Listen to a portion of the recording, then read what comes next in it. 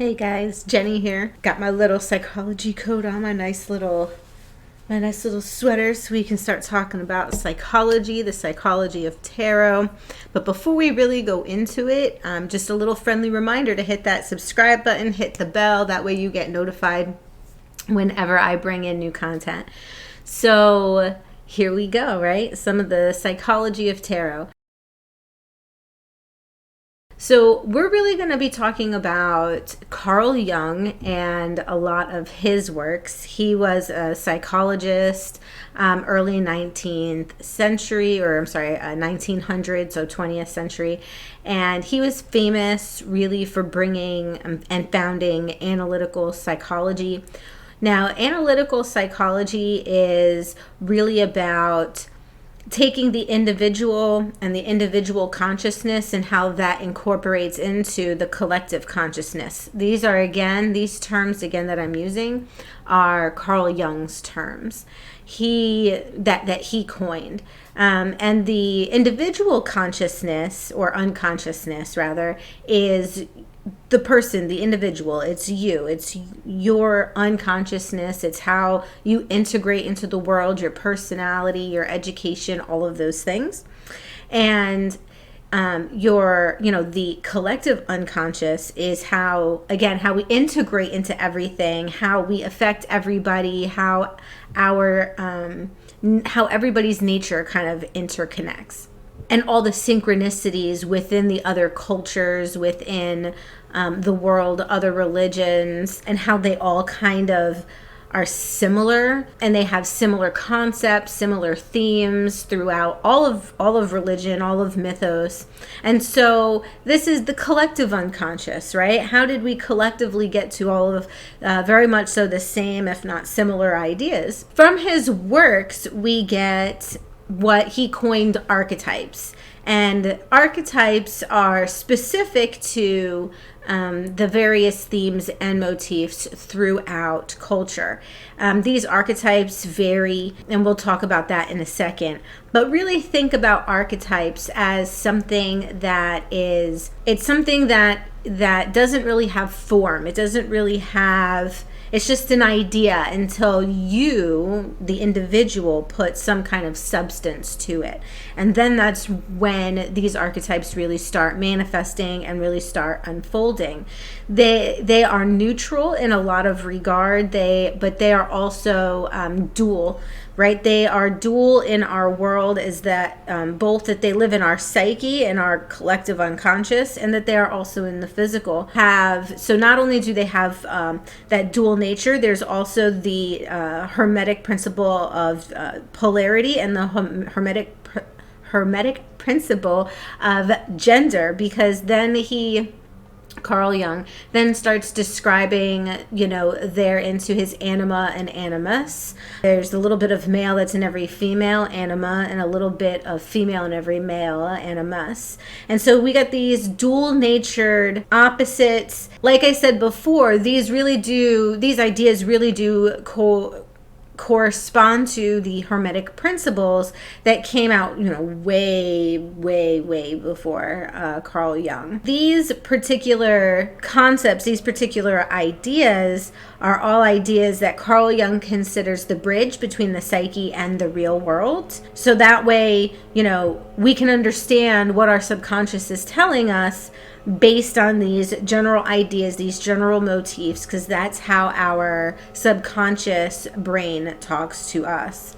Well, how do I understand? How do I take all of these symbols? Well, some of them are very, very general for a reason. And he used the term unus mundus to describe oneness with the consciousness. It's that unitary reality which underlay all manifestation. And unus mundus is actually Latin for one world.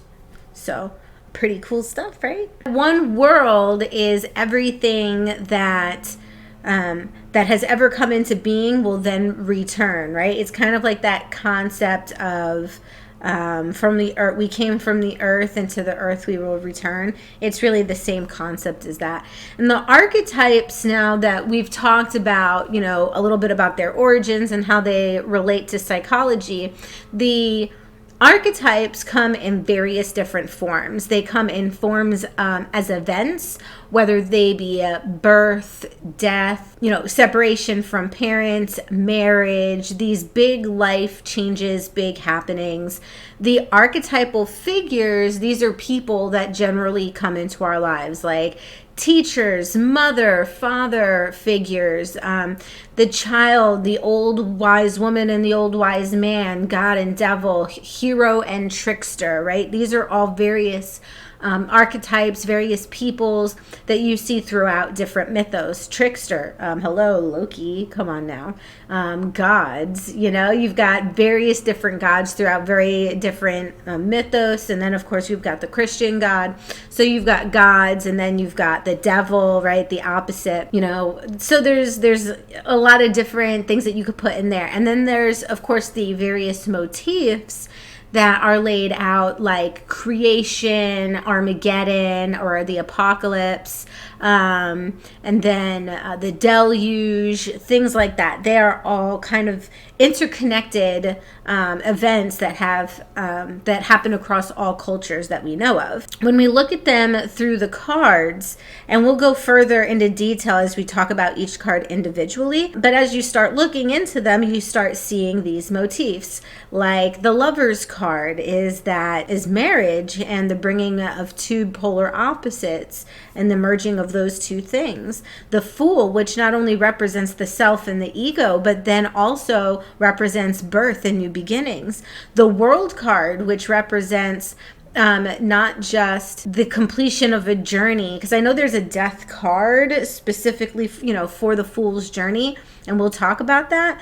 But the world is completion, so it's almost like, it's death, and then we resurrect and become anew in the Fool. You've got the devil and you've got death, and they represent the aspects of the shadow, and that particular motif that is throughout cultures. The Empress and the Emperor, these are mom and dad figures. The Hierophant, this is a teacher figure. There are various motifs through the major arcana that we see presented. So these same motifs that we see throughout all cultures, throughout all societies and history, we also see come into play in the tarot deck, specifically the major arcana cards. And when we use these cards in divination, we kind of infer certain things about the person based on the cards that are presented, in which case then the person can take the generalized view that we have, that we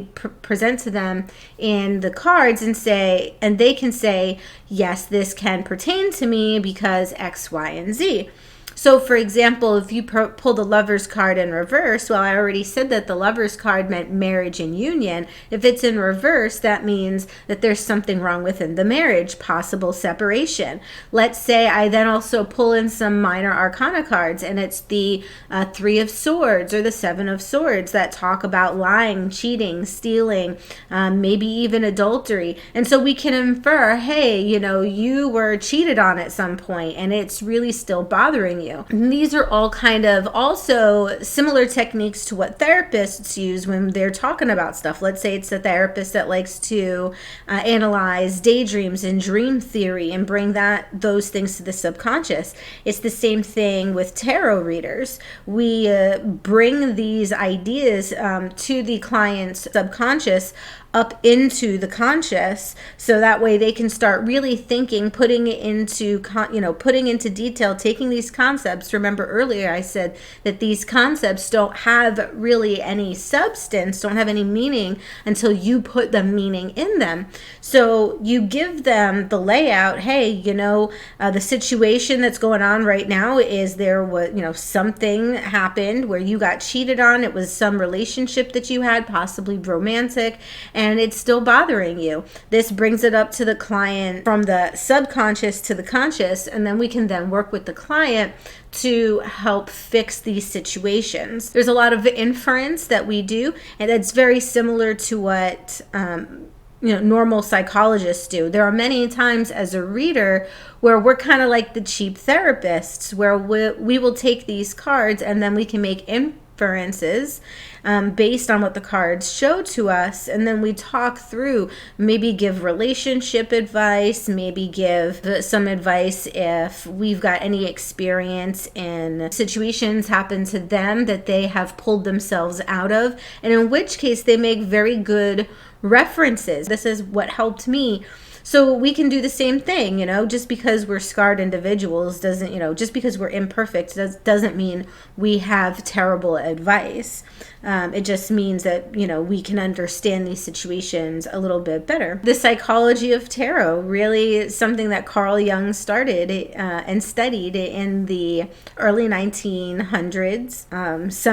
A lot of that is used for reading purposes.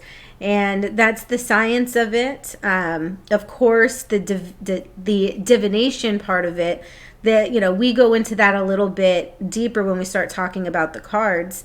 Not only do you see these motifs come into play, and yes, they're talked about generally, but as readers, we do kind of tap into this collective unconscious where we can not only infer what's going on, but there's certain feelings, there's certain imagery, certain things that pop into our heads that can then be related back to our clients. And that's more of the divination part of it, but strictly the science is what I wanted to focus on in this video. As far as does this predict the future, go into that a little bit. The best line that I read, and I know I'm going to butcher it and not say it verbatim, is if we take a look at the situation and we then see the past and how the past influenced the present situation, we can then kind of forecast what the future is going to be like.